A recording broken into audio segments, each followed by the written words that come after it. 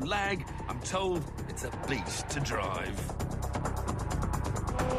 Julian Smith was on hand to give me some preliminary coaching. The Irish got into the sport 3 years ago, and he's a drifting expert, hugely impressive in treacherous conditions. He popped the car sideways by kicking the clutch in and out on full throttle, then coolly balancing the drift while keeping the power on. Skillful and in fourth gear, very brave. I was initiating drift there on the west at 170, 180k. And kept carrying us. So... What gear was that in? Third? You got fourth or third? No, that was losing fourth gear.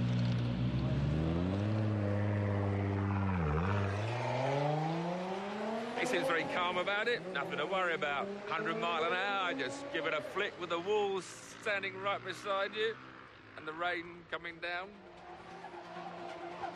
With the car thoroughly warmed up and tested, it was my turn.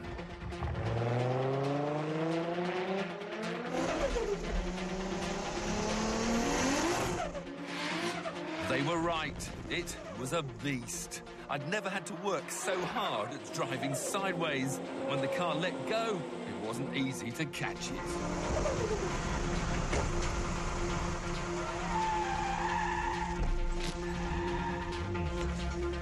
I think that was a bit too much.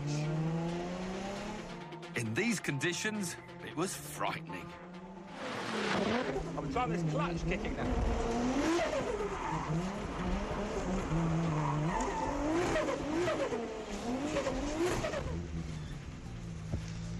I've been trying this clutch kicking in second idea, yeah?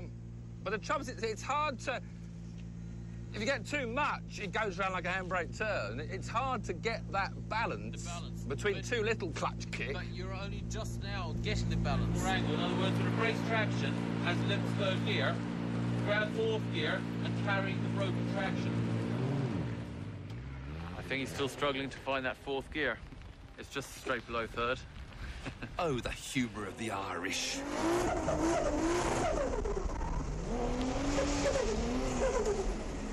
I still don't trust myself. In trying to avoid the wall, I got into a right old tank slapper. Too violent for our camera and certainly not smooth enough to do well in competition. My lesson hadn't gone well, and things were about to get even harder. You see, competition drifting is not just about going sideways at speed. You must approach on full throttle, no braking, no Scandinavian flicks. Just turn in and get it sideways, either with the handbrake or a clutch kick. Then you must clip a series of apexes and always keep drifting. The more angle and the more smoke, the higher your score. As I joined the queue for practice, the rain had finally stopped.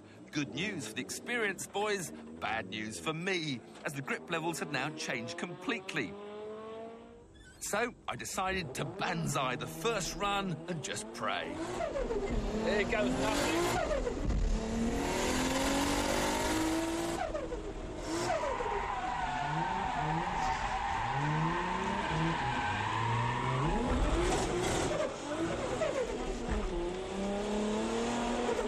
Not a perfect start. And with a handbrake that had decided to stop working, the tight second gear turn was going to be nigh on impossible to negotiate.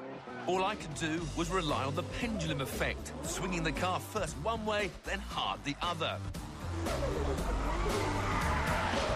But it was hard to find just the right balance.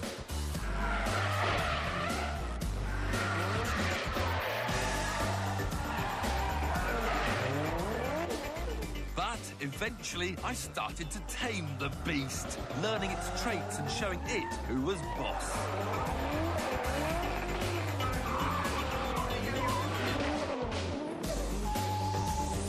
For the final run, I decided to increase the speed and go for more smoke. Big mistake.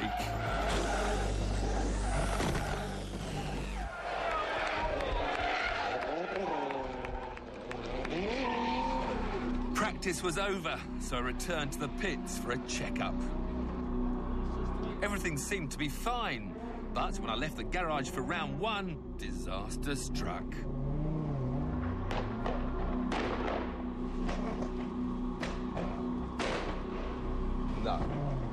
No.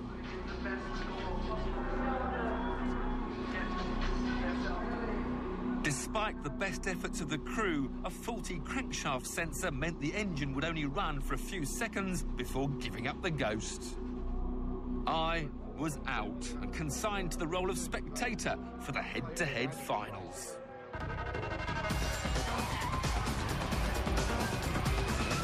The only consolation was that even the experts were finding it difficult.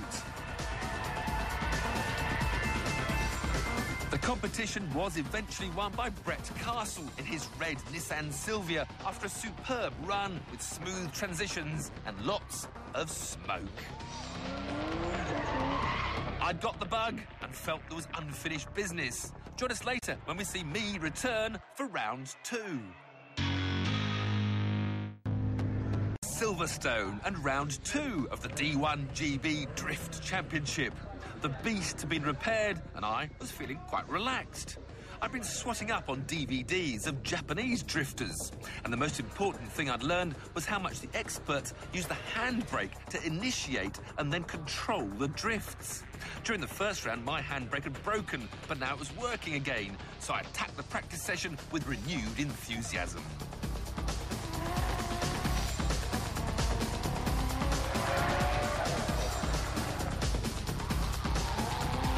The start of the drift was brilliant, but the end wasn't.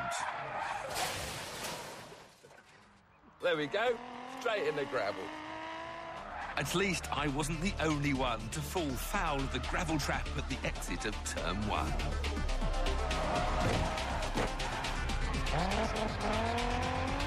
But as the runs continued, I gradually began to stitch it all together. Oh, you... Well, gradually. And then finally, it clicked.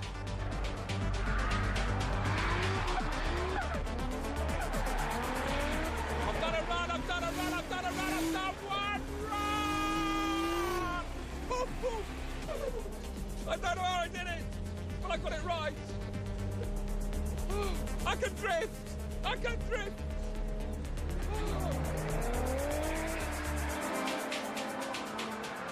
It was the last run of the practice session.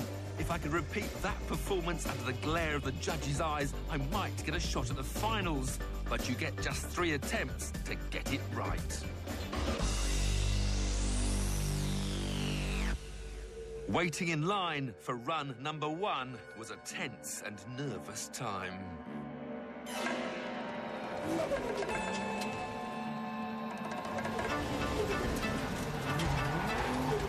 Oh. Bad.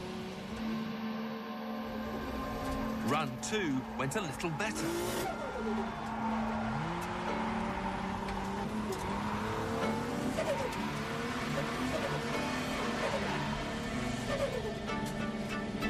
I think I almost got away with a run. I hit the oil and it straightened up a bit, but I had to come off the throttle because the bloody oil was there.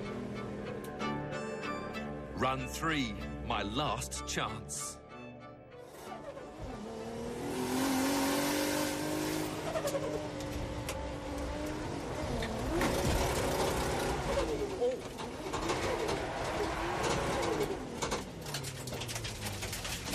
And now something's broken on the bloody car.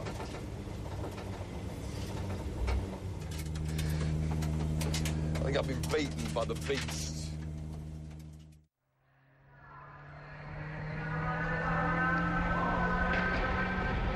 One clutch kick too many had snapped the drive shaft.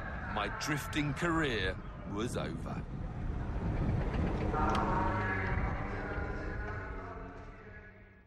If the car don't work, you can't be a star. But I must say, drifting's been brilliant. Everyone's been so helpful. It's a great crowd. And you're sort of tempted to do more, but I think I must be jinxed.